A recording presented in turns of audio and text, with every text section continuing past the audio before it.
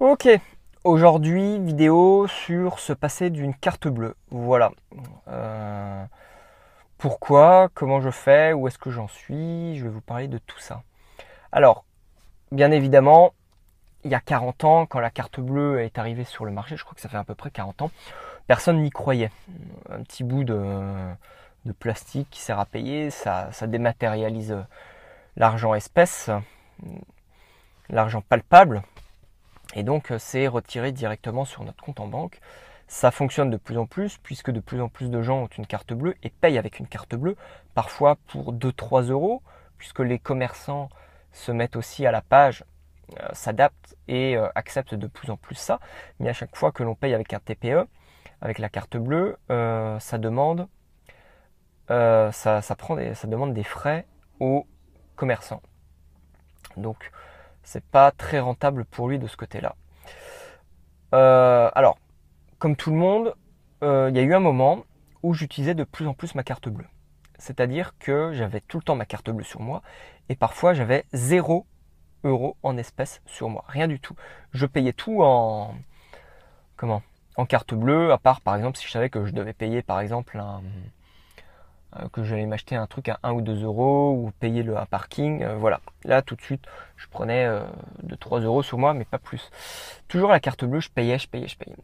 Et puis après, ça a commencé à me déranger puisque j'ai commencé à m'intéresser un peu au système bancaire, à l'arnaque du système bancaire, à l'escroquerie des banques et comment ils comptaient finalement nous priver de plus en plus de notre argent dans les années qui viennent en puisant directement sur nos comptes en banque. Notre argent étant assuré que jusqu'à, je ne sais plus quelle somme, 100 000 € peut-être, ou peut-être un peu moins.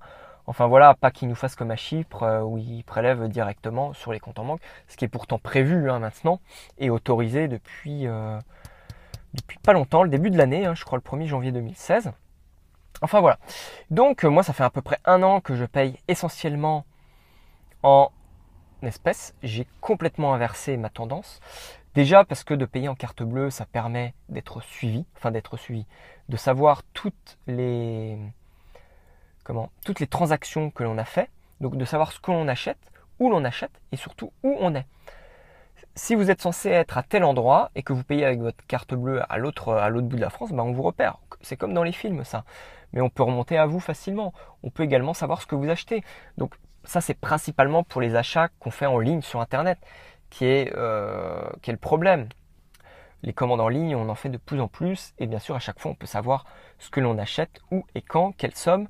Donc retrouver notre profil de consommateur, d'acheteur. Voilà. Mais en plus d'avoir une carte bleue, eh bien ça fait que l'argent nous file entre les doigts. Déjà parce que on a plus du tout ce rapport d'une personne à l'autre en donnant, en échangeant de l'argent, des pièces ou des billets, mais on passe juste sa carte bleue. C'est complètement dématérialisé, on a moins tendance à suivre ses comptes et on peut vite se retrouver dans le rouge comme beaucoup de personnes. C'est bien ça le problème.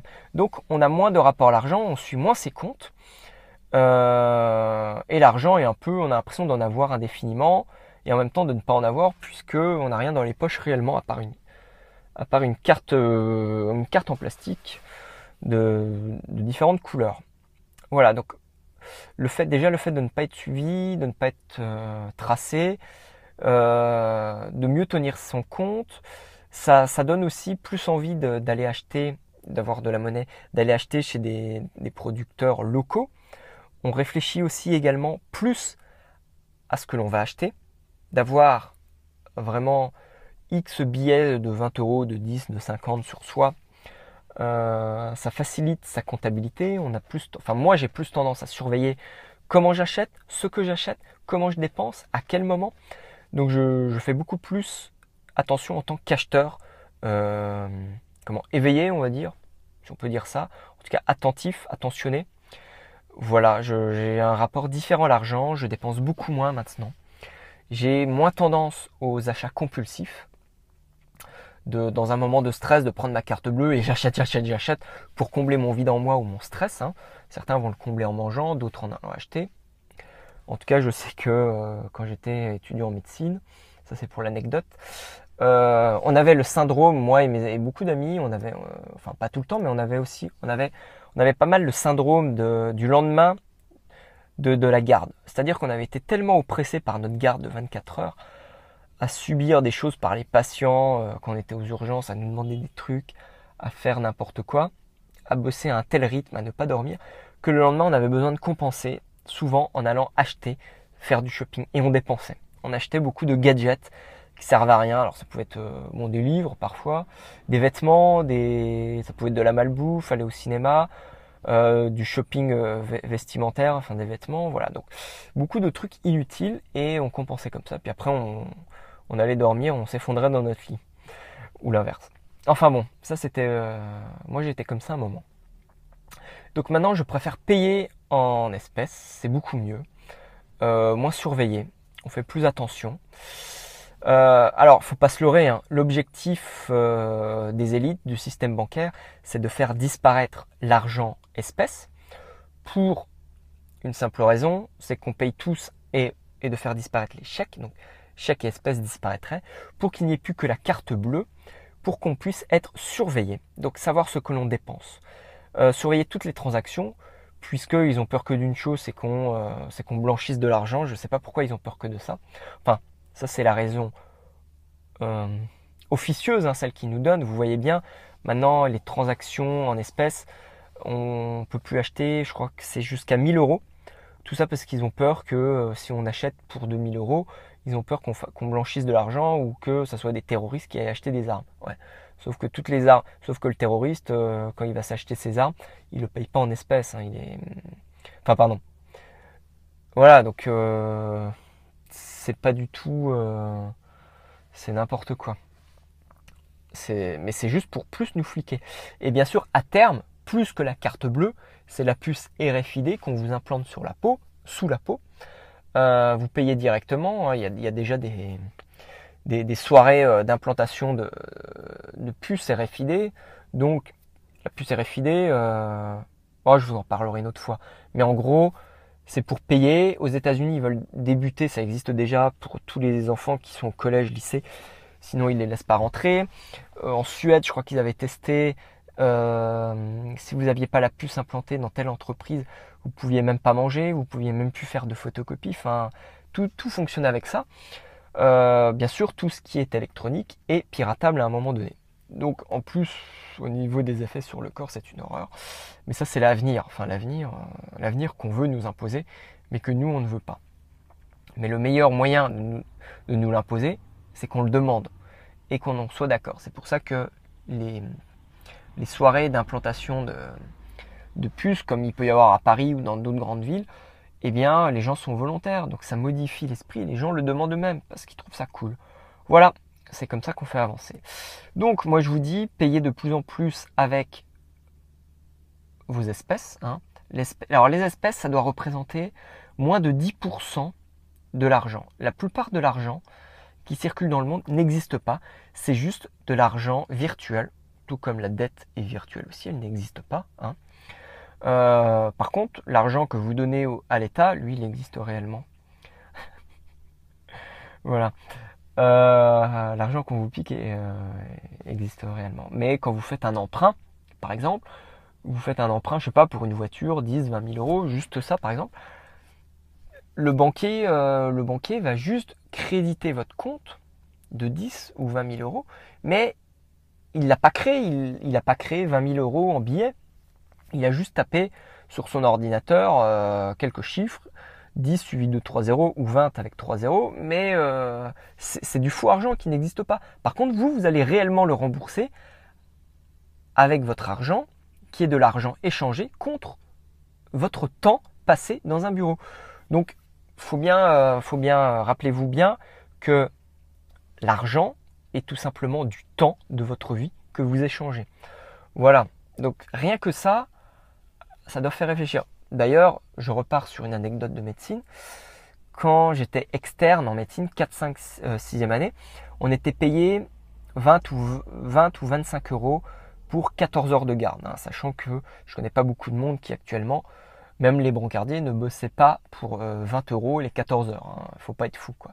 Mais nous, externes, on le faisait. Et donc, quand vous bossez 14 heures pour 20 euros, je peux vous dire que quand vous allez acheter quelque chose ensuite, le lendemain ou quand vous faites vos courses, vous vous dites, attends, je m'achète ça, mais là, je dépense 20 euros, ça représente une garde. Attends, je dépense 60 euros, c'est 3 gardes, c'est 3 fois 14 heures, c'est énorme. Donc on réfléchit. Quand on est interne, c'est plutôt 100 euros la garde, donc 100 euros les 14 heures, ce qui est encore pas énorme, hein. Et donc c'est pareil, là, votre standard augmente puisque vous vous dites, bon là, je vais m'acheter un vêtement, ça me coûte 100 euros, attends, 100 euros, c'est une garde. Ou vous allez au restaurant, ah ouais, c'est une demi-garde. Ah ouais, donc vous réfléchissez d'une manière différente. Mais au final, on réfléchit en temps passé à bosser pour les autres. Voilà, pas vraiment pour soi. Donc, passez-vous de la carte bleue. Bon, la carte bleue, je vous dis, elle me sert simplement à payer quelques trucs sur Internet, les achats en ligne, mais j'essaye d'en faire de moins en moins. Tout ce qui est... voilà, enfin, je paye tout en espèces maintenant. Je vais retirer de l'argent en espèces dans ma banque. Je vois qu'il y a des banques qui ont de plus en plus de mal à donner quelques centaines d'euros. Moi, dans ma banque, ça va, je peux encore retirer assez, autant que je veux. Si je préviens un petit peu à l'avance, et encore. Quand je vois des banques comme la Poste, je crois, où c'est difficile de retirer quelques centaines d'euros. Enfin, quand vous voulez retirer de l'argent sur votre compte, c'est une limite louche maintenant pour la plupart des banques. Donc faites bien attention à ça. Ça devient dur, il faut prévoir longtemps à l'avance, on vous fait signer des papiers. Donc pensez bien que l'argent que vous avez en banque ne vous appartient en fait plus vraiment. D'accord ? Et dans les temps qui viennent, avec les temps de crise bien plus forte, où l'argent en tant que chiffre qui est sur votre compte en banque risque de disparaître très vite. Il n'y a que les actifs, l'immobilier ou l'or, enfin en tout cas les métaux précieux, or, argent, cuivre, et j'en passe, et d'autres actifs. C'est pas en tout cas votre compte en banque, votre compte livret, votre assurance vie sur lesquels il faut compter. Pas du tout. C'est les actifs. Donc j'ai un peu ratissé large. J'étais parti sur la carte bleue. Maintenant je vous parle des comptes en banque. Mais c'est l'idée, donc passez-vous de plus en plus de votre carte bleue. Moi j'évite de m'en servir, vraiment. J'évite même de l'emmener avec moi. À savoir que maintenant ils vous font les cartes bleues Wi-Fi, comme vous voyez là avec le symbole Wi-Fi sur la carte bleue, qui permettent de payer juste en passant devant une machine. Et bien sûr, il y a des gens qui essayent, qui ont des machines et qui essayent de passer à côté de votre carte. Par exemple, quand vous êtes dans les files d'attente pour payer dans les caisses de supermarché. Alors, des petites sommes, genre 20 euros, mais si on vous pique 20 euros, c'est 20 euros, quoi. Donc vraiment, cette carte-là, j'évite de l'utiliser, de l'emmener avec moi. Elle reste toujours à la maison et j'ai demandé pour en avoir une normale, mais ils font plus. Voilà, ils vous refilent que ça, que des trucs électroniques, Wi-Fi. Enfin, c'est une horreur vraiment.